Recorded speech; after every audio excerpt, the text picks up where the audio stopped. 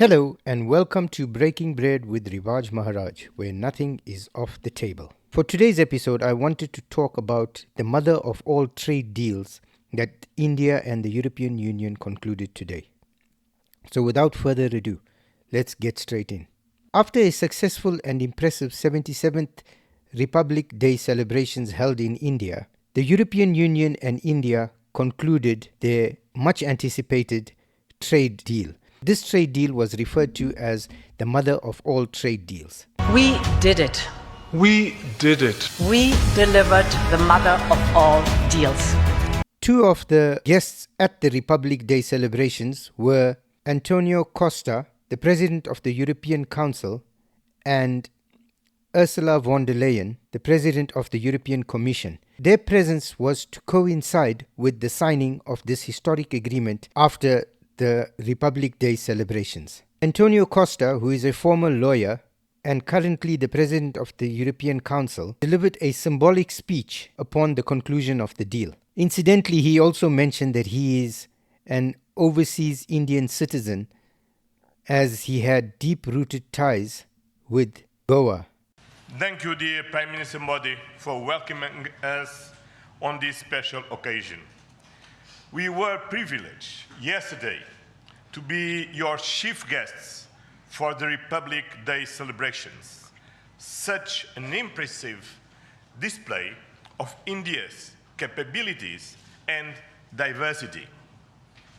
Today is a historic moment. We are opening a new chapter in our relations on trade, on security, on people-to-people ties. I'm the President of the European Council, but I'm also an overseas Indian citizen. President Ursula von der Leyen then delivered a riveting speech. She spoke of India's rise and she said, I quote, "Because when India succeeds, the world is more stable, more prosperous, and more secure, and we all benefit." When India succeeds, the world is more stable, more prosperous, and more secure, and we all benefit. So during these trying times, this deal is significant because you look at what is currently going on in geopolitics and the way in which trade is being weaponized, namely by Donald Trump and his administration. It doesn't bode well for countries around the world if they want to pursue an isolationist policy or hedge all their bets with the Americans. Because as with the Greenland debacle, one can see that there is a very fine line between a friend of the United States or a foe of the United States. President von der Leyen further went on to say, and I quote, "And let me start with trade. Prime Minister, distinguished friend Modi, we did it.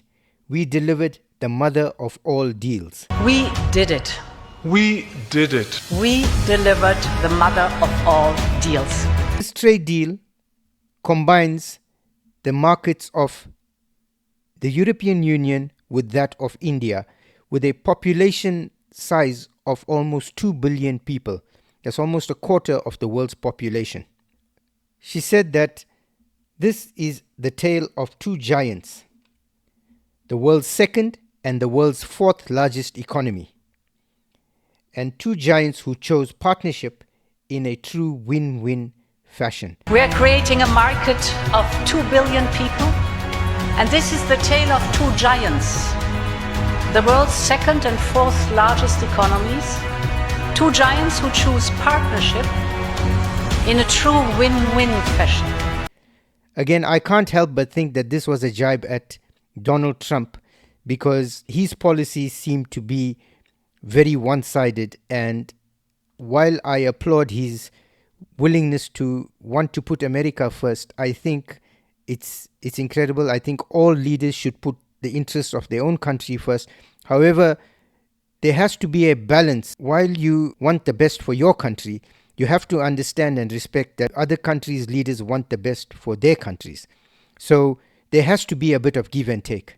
Another further jibe at Trump was when Ursula von der Leyen said, "This is a strong message that cooperation is the best answer to global challenges. A strong message that cooperation is the best answer to global challenges. This trade deal will cut almost 4 billion euros worth of annual tariffs on exports between the two giants. Von der Leyen said that it would create good jobs for millions of workers, especially in the IT and engineering sectors, but not limited to them, for both India and the European Union. She said it brings together Indian skills, services and scale with Europe's technology, capital and innovation. So there's quite a bit of investment that will now be flowing into India from the European Union.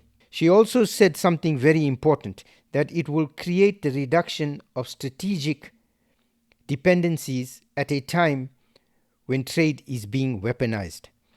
Now, she refers to obviously Trump's policies of weaponizing trade, and this was evident when he threatened tariffs on the European countries that were not in favor of his annexation, so to speak, of Greenland. Let's not forget that when the Russians made their incursion into Ukraine,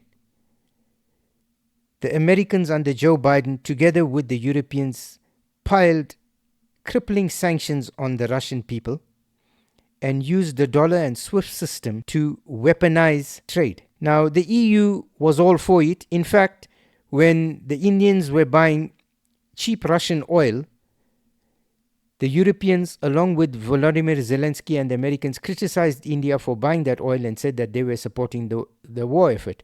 And the Europeans encouraged sanctions on India as well. And you found that when Trump came into power, he levied these tariffs. The Europeans stood by and watched because they didn't think that for one moment these tariffs would be turned on them. And lo and behold, the Greenland debacle kicks off, and they on the receiving end of Trump's tariff and trade war. India and the European Union today also solidified a defense and security agreement. Ursula von der Leyen said that this is a trust partnership and that there would be more defense cooperation between the two giants. She also specified that there would be stronger cooperation with counter-terrorism efforts. She went on further to say that our wealth is our people, and that is why the European Union were implementing more favorable policies to allow the movement of peoples between the two blocs.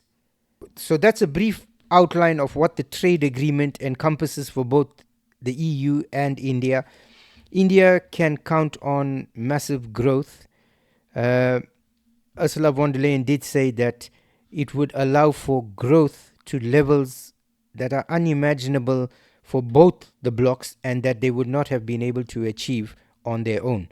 So, it's interesting times ahead. I always said that H-1B debacle was a loss for the United States because the brain power that they've always relied on will now be sent elsewhere. But not only that, with the infrastructure improvements in India, with the investments pouring into India, that talent can be utilized within the country.